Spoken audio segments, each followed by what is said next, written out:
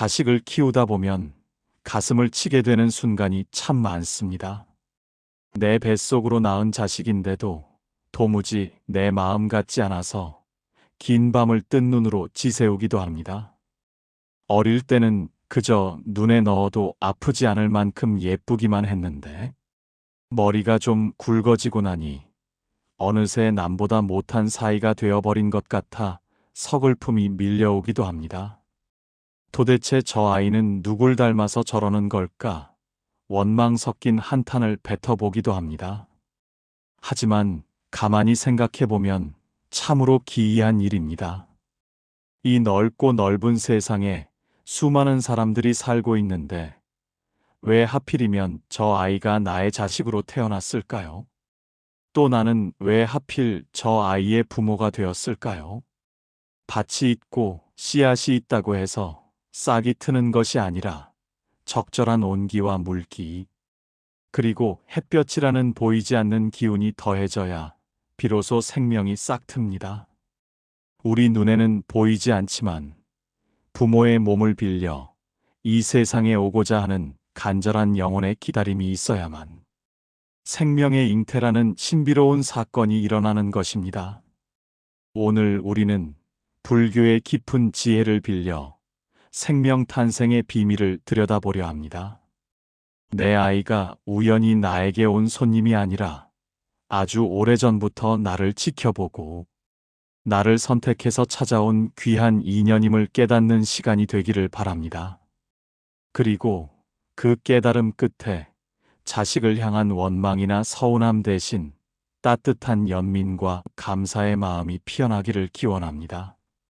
불교에서는 새로운 생명이 어머니의 태안에 자리 잡기 위해서는 세 가지 조건이 반드시 만나야 한다고 가르칩니다. 첫째는 어머니의 몸이 건강하여 아이를 받아들일 준비가 되어 있어야 하는 것이고, 둘째는 부모가 사랑을 나누어 정자와 난자가 만나는 것입니다. 여기까지는 현대의학이나 과학이 말하는 내용과 크게 다르지 않습니다. 하지만 부처님께서는 여기에 가장 중요하고도 결정적인 마지막 조건을 말씀하셨습니다. 그것은 바로 태어날 존재인 식이 그 자리에 함께 있어야 한다는 것입니다. 이 식을 우리는 흔히 중음신이라고 부릅니다. 사람이 이 생에서의 삶을 다하고 숨을 거두면 육체는 흙으로 돌아가지만 우리의 마음과 업식은 사라지지 않습니다. 다음 생을 받을 때까지 잠시 머무르는 중간 단계가 있는데 이때의 존재를 중음신이라고 합니다. 마치 낡은 옷을 벗어버리고 새 옷을 갈아입기 위해 옷장 앞을 서성이는 사람과도 같습니다. 이 중음신은 육체가 없기에 바람처럼 자유롭고 생각만으로 순식간에 천리를 갈 수도 있다고 합니다. 하지만 이들에게도 간절한 소망이 하나 있으니 그것은 바로 다시 몸을 받아 세상에 태어나는 것입니다. 부처님께서는 자바함경에서 이렇게 말씀하셨습니다. 부모가 화합하고 어머니가 때가 되더라도 건달바 즉 중음신이 현존하지 않으면 아이가 생기지 않는다. 오직 이 세 가지가 다 갖추어질 때 비로소 입태가 이루어지는 것이다. 여기서 건달바라고 불리는 것이 바로 중음신입니다. 영혼이 개입하지 않은 육체만의 결합은 그저 물질의 만남일 뿐 생명이 깃들지 못합니다. 그러니 지금 당신의 곁에 있는 자녀를 한번 떠올려 보십시오. 그 아이는 그저 어쩌다 보니 생긴 존재가 아닙니다. 수많은 중음신들이 허공을 떠돌며 자신이 머물 곳을 찾고 있을 때 유독 당신의 뱃속을 향해 맹렬한 속도로 달려온 영혼입니다. 당신의 자궁이 그 영혼에게는 가장 아늑한 집이었고 당신이라는 부모가 그 영혼에게는 가장 필요한 안식처였기 때문입니다. 내 아이는 칠흑 같은 어둠 속에서 오직 나라는 불빛 하나만을 보고 찾아온 아주 귀하고도 적극적인 여행자입니다. 그렇다면 여기서 한 가지 궁금증이 생깁니다.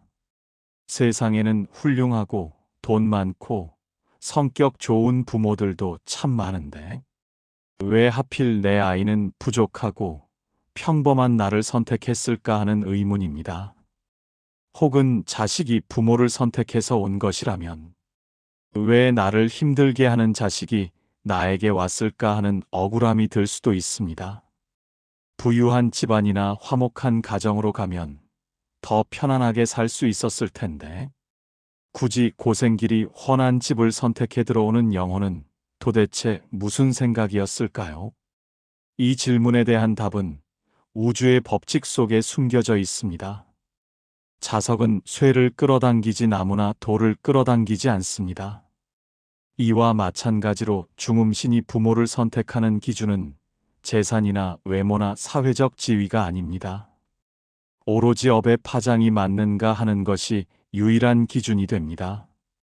업이란 우리가 살아가면서 지은 생각과 말과 행동의 습관을 말합니다.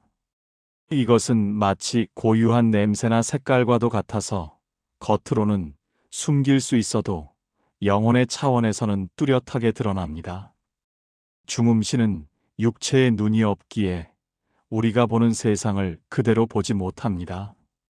대신 그들의 눈에는 세상이 오직 빛과 색채로 보인다고 합니다. 욕심이 많은 사람이 사는 곳은 붉은 빛으로 보이고 어리석음이 가득한 곳은 검은 빛으로 보이며 지혜롭고 자비로운 사람이 있는 곳은 맑고 투명한 빛으로 보일 것입니다. 중음신은 허공을 떠돌다가 자신의 업과 딱 맞는 빛을 발견하면 강렬한 끌림을 느낍니다. 거부할 수 없는 힘에 이끌려 그 빛 속으로 빨려 들어갑니다. 이것이 바로 입퇴의 순간입니다. 만약 어떤 중음신이 전생에 화를 잘 내고 다툼을 즐겼던 습관을 가지고 있다고 가정해 봅시다. 이 영혼은 평화롭고 조용한 부모의 곁에서는 편안함을 느끼지 못합니다. 오히려 매일 티격태격하고 목소리를 높여 싸우는 부부의 모습이나 그런 기운이 감도는 집을 볼 때 묘한 동질감을 느끼고 그곳이 내 집이라는 확신을 갖게 됩니다.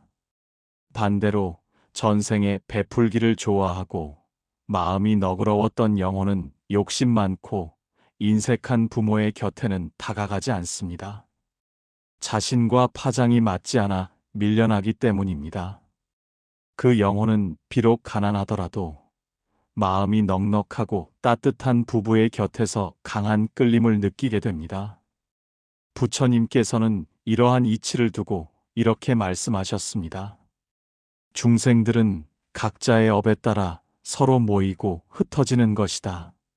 악한 자는 악한 자들과 어울리기를 좋아하고 선한 자는 선한 자들과 어울리기를 좋아한다.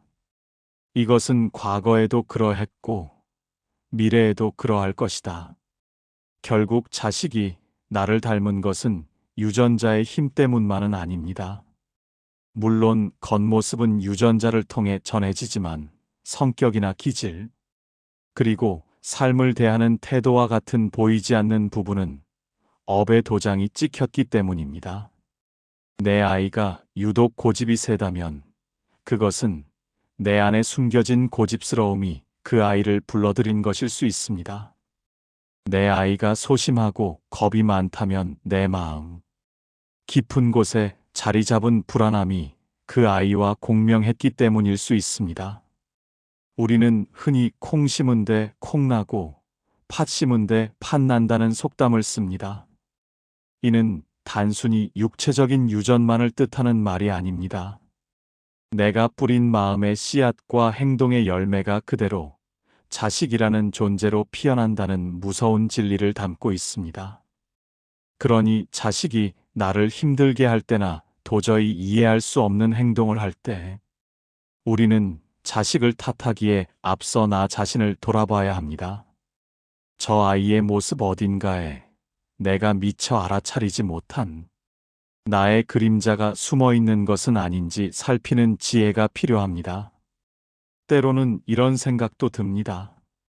나는 평생을 착하게 살려고 노력했고 남에게 해 끼친 적도 없는데 왜 이렇게 속 썩이는 자식이 왔을까 하고 말입니다. 겉으로 드러난 나의 행동은 바르고 착했을지 몰라도 내면 깊은 곳, 무의식 속에 억눌러 놓은 감정이나 해결하지 못한 응어리가 있을 수 있습니다. 중음신은 우리의 의식적인 생각보다 훨씬 깊은 무의식의 파장에 반응하기 때문입니다. 혹은 이번 생이 아니라 아주 먼 과거 전생에서부터 이어져 온 빚을 갚기 위해 만난 악연일 수도 있습니다. 불교에서는 부모와 자식의 인연을 빚쟁이와 채권자의 관계로 말하기도 합니다. 빚을 받으러 온 자식은 부모의 재산을 탕진하게 하고 마음을 썩이지만 빚을 갚으러 온 자식은 부모를 봉양하고 기쁘게 합니다. 하지만 빚을 받으러 왔든 갚으러 왔든 중요한 것은 그 모든 선택이 나로부터 시작되었다는 사실입니다. 내가 과거에 지은 인연의 끈이 자식이라는 매듭으로 묶인 것입니다. 그러므로 자식은 하늘에서 뚝 떨어진 남이 아니라 나의 업이 형상화되어 나타난 또 다른 나라고 볼 수 있습니다. 이 사실을 뼈저리게 받아들일 때 우리는 비로소 자식을 향한 맹목적인 기대나 원망에서 한 걸음 물러설 수 있습니다. 라디오 주파수가 맞아야 소리가 들리듯 나와 주파수가 맞아서 찾아온 내 아이. 그 아이가 때로는 나를 아프게 찌르는 가시처럼 느껴질지라도 그것은 내 안에 박혀있던 가시를 빼내기 위한 과정일지 모릅니다. 내가 스스로를 치유하지 못하고 있으니 자식이 대신 그 상처를 보여주며 어서 치료하라고 아우성치는 것일 수도 있습니다. 그렇게 생각하면 자식의 문제 행동이나 모난 성격조차도 나를 깨우치기 위한 부처님의 가르침처럼 다가옵니다. 이제 우리는 조금 다른 시선으로 아이를 바라보아야 합니다. 내 배 아파 낳았으니 내 뜻을 따라야만 하는 내 소유물이라는 생각은 큰 착각입니다. 아이는 내 몸을 빌려왔지만 엄연히 자신만의 업과 여행 목적을 가지고 온 독립된 영혼입니다. 다만 그 여행의 시작점으로 나를 선택했을 뿐입니다. 내가 가진 마음의 토양과 그 아이가 가진 영혼의 씨앗이 서로를 필요로 했기에 만난 것입니다. 어느 날 거울을 보다가 문득 놀랄 때가 있습니다. 거울 속에 비친 내 얼굴에서 돌아가신 어머니의 눈매가 보이고 아버지의 주름이 겹쳐 보이기 때문입니다. 우리는 모두 누군가의 자식이었고 이제는 누군가의 부모가 되었습니다. 이 끈질기고도 깊은 인연의 사슬은 어디서부터 시작되어 어디로 흘러가는 것일까요? 단순히 핏줄이 당긴다는 말로는 설명할 수 없는 이 기막힌 만남의 이유를 깊이 사유해 보아야 합니다. 중음신이 수많은 빛 중에서 굳이 나의 빛을 따라 들어왔을 때 그 찰나의 순간에 이미 우리의 인연은 결정되었습니다. 그것은 거부할 수 없는 운명이었지만 동시에 내가 스스로 불러들인 결과이기도 합니다. 내가 밝은 빛을 내뿜고 있었다면 밝은 영혼이 찾아왔을 것이고 내가 어두운 기운을 내뿜고 있었다면 상처 입은 영혼이 찾아왔을 것입니다. 그러니 지금 내 곁에 있는 자식이 어떤 모습이든 그것은 내가 감당하고 책임져야 할 나의 몫입니다. 거울 앞에 섰을 때 얼굴에 검댕이 묻어 있다면 여러분은 어떻게 하시나요? 거울을 닦으시나요? 아니면 내 얼굴을 닦으시나요? 당연히 내 얼굴을 닦아야 거울 속의 얼굴도 깨끗해집니다. 자식은 부모의 등을 보고 자란다는 말이 있듯이 자식은 부모의 겉모습뿐만 아니라 부모의 무의식과 마음의 그림자까지 그대로 비추어주는 가장 정직한 거울입니다. 자식이 매사에 부정적이고 화를 잘 내서 걱정이신가요? 그렇다면 조용히 눈을 감고 나의 내면을 들여다보아야 합니다. 내가 겉으로는 점잖은 척했지만 속으로는 세상에 대한 불평과 남편에 대한 원망을 가득 품고 살지는 않았는지 말입니다. 자식은 신기하게도 부모가 숨기고 싶어하는 그 감정의 찌꺼기를 먹고 자랍니다. 내가 억눌러 놓은 화를 자식이 대신 폭발시키는 경우가 많습니다. 자식이 게으르고 나태해서 속이 터지신다고요. 어쩌면 그것은 내가 너무 치열하게 사느라 스스로를 돌보지 못했던 나의 쉬고 싶은 욕구가 자식을 통해 드러난 것일지도 모릅니다. 나는 평생 허리띠 졸라매고 부지런히 살았는데 자식은 왜 저 모양일까 한탄하지 마십시오.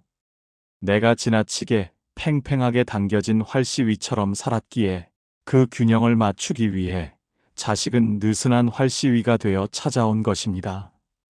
이것이 바로 우주의 균형이자 인연의 이치입니다. 옛날 어느 큰 스님께 자식 문제로 고민하던 보살님이 찾아왔습니다. 스님, 제 아들은 도대체 누굴 닮아서 저렇게 술만 마시고 방탕하게 사는지 모르겠습니다. 저는 평생 절에 다니며 기도하고 착하게 살았는데 말입니다. 그러자 스님께서 빙그레 웃으시며 말씀하셨습니다. 보살님, 콩밭에 가서 팥을 찾으니 보일 리가 있겠습니까? 아드님은 보살님이 전생에 지어놓은 마음의 밭에서 자라난 열매입니다. 아들이 술을 마시는 것이 아니라 보살님이 마음속으로 마시고 싶었던 술을 아들이 대신 마셔주는 것입니다. 이 말씀은 참으로 무섭고도 뼈아픈 가르침입니다. 자식의 단점은 내가 미처 해결하지 못한 나의 숙제입니다. 자식이 나를 무시한다면 내가 나 자신을 존중하지 않고 살았기 때문이고, 자식이 나에게 의존만 하려 한다면 내가 자식을 믿지 못하고 과잉 보호하며 나의 뜻대로 행동할 거라 여겼기 때문입니다. 그러니 자식을 고치려 들지 마십시오. 거울을 깨뜨린다고 내 얼굴이 깨끗해지는 것이 아닙니다. 자식이라는 거울에 비친 내 모습을 보고, 아, 내 안에 아직 닦아내야 할 때가 남아있구나 하고 알아차리는 순간 변화는 시작됩니다. 내가 변하면 거울 속의 모습도 저절로 변하게 되어 있습니다. 내가 마음의 평화를 찾고 내면의 빛이 맑아지면 그 빛을 보고 찾아온 중음신이었던 내 아이의 영혼도 영향을 받습니다. 부모와 자식은 보이지 않는 탯줄로 여전히 연결되어 있기 때문입니다. 어머니의 기도가 자식의 앞길을 여는 힘이 되는 것도 바로 이러한 감흥의 원리 때문입니다. 그렇다면 어떻게 해야 할까요? 이미 다 커버린 자식인데 이제 와서 돌이킬 수 없다고 포기해야 할까요? 아닙니다. 매일 아침 혹은 잠들기 전 조용히 자녀의 얼굴을 떠올리며 마음속으로 이렇게 되뇌어 보십시오. 아가, 미안하다. 나의 어리석은 업이 너를 불렀구나. 맑고 밝은 부모가 되어 너를 맞이했어야 했는데 나의 욕심과 어리석음이 너를 힘들게 했구나. 나를 선택해 주어서 고맙다. 그리고 사랑한다. 이것은 자식에게 직접 말하지 않아도 됩니다. 마음의 소리는 시공간을 초월하여 영혼에게 닿습니다. 내가 진심으로 참회하고 눈물을 흘릴 때 내 영혼의 파장이 바뀝니다. 탁했던 회색 빛깔이 맑은 하얀 빛으로 변해갑니다. 그러면 나와 같은 파장으로 묶여있던 자식의 업장도 서서히 녹아내리기 시작합니다. 내가 쥐고 있던 내 뜻대로 하려는 욕심을 놓아버리십시오. 그리고 그 빈자리를 따뜻한 연민으로 채우십시오. 저 아이도 자기 업을 짊어지고 사느라 얼마나 힘들까. 오죽하면 나 같은 부모를 찾아와서 저렇게 몸부림을 칠까. 이렇게 생각하면 미움 대신 안쓰러움이 밀려옵니다. 자식을 불쌍히 여기는 마음, 그것이 바로 관세음 보살님의 자비심입니다. 자비심 앞에서는 아무리 단단한 얼음 같은 갈등도 봄눈 녹듯 사라집니다. 또한 자식이 나를 힘들게 할 때마다 그것을 수행의 기회로 삼아야 합니다. 부처님께서는 우리를 깨달음으로 이끌기 위해 역경이라는 포장지에 선물을 담아주신다고 했습니다. 말 잘 듣고 효도하는 자식만 있다면 우리는 삶의 깊이를 깨닫지 못했을 것입니다. 속 썩이는 자식이 있기에 우리는 밤새워 기도하게 되고 나 자신을 낮추게 되고 인생의 무상함을 배우게 됩니다. 그러니 나를 힘들게 하는 자식이야말로 나를 부처님 곁으로 인도하는 가장 강력한 스승, 즉 선지식입니다.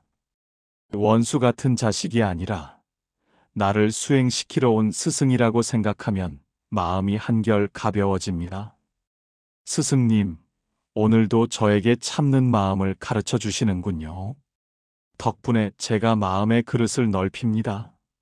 이렇게 마음을 돌려먹으면 화가 날 일도 웃어넘길 수 있는 여유가 생깁니다. 이것이 바로 불교에서 말하는 일체유심조, 모든 것은 마음먹기에 달렸다는 진리입니다. 우리는 억겁의 세월을 돌고 돌아 현생에서 부모와 자식이라는 기적 같은 인연으로 만났습니다. 이 만남은 우연이 아니며 실수가 아닙니다. 서로가 서로에게 갚아야 할 빚이 있고 서로를 통해 배워야 할 교훈이 있기에 중음신의 그 먼 여행길 끝에 하필 나라는 집에 도착한 것입니다. 내 아이가 뱃속에 들어오던 그 태몽의 순간을 기억하시나요? 혹은 아이를 처음 품에 안았을 때의 그 따스한 온기를 기억하시나요? 그때 우리는 아무런 조건 없이 그저 와줘서 고맙다고 했습니다. 그 초심으로 돌아가야 합니다. 아이가 공부를 못해도, 취직을 못해도, 결혼을 안 해도 그 영혼이 나를 선택해 주었다는 그 사실 하나만으로도 우리는 이미 넘치는 사랑을 받았습니다. 이제 남은 숙제는 엉킨 실타래를 사랑으로 풀어내는 일입니다. 내 마음의 빛을 맑게 닦아 자식에게 좋은 기운을 보내주십시오. 내가 행복해야 자식도 행복합니다. 자식 걱정에 밤잠 설치지 마시고 그 시간에 나를 위해 차 한 잔을 마시고 좋은 음악을 듣고 부처님 말씀을 들으며 마음을 편안하게 가지십시오. 편안해진 어머니의 마음, 넉넉해진 아버지의 마음이 자식에게 흘러들어가 가장 큰 위로와 치유가 될 것입니다. 오늘 모든 분들의 가정에 얽혔던 매듭이 풀리고 부모와 자식 사이에 따뜻한 봄바람이 불어오기를 간절히 발언합니다. 내 뱃속으로 들어온 그 귀한 손님을 이제는 웃으며 마주할 수 있기를 그리하여 이번 생의 인연이 다음 생에는 더 아름다운 꽃으로 피어나기를 두 손 모아 기도합니다. 오늘 들려드린 이야기가 마음에 와닿으셨다면 구독과 좋아요를 눌러주십시오. 여러분의 작은 관심이 더 좋은 영상을 만드는 큰 힘이 됩니다. 자식과의 인연에 대해 다시 한번 깊이 생각해보는 시간이 되셨기를 바랍니다. 긴 시간 함께 해주셔서 고맙습니다. 부처님의 자비 광명이 늘 함께 하시길 기원합니다.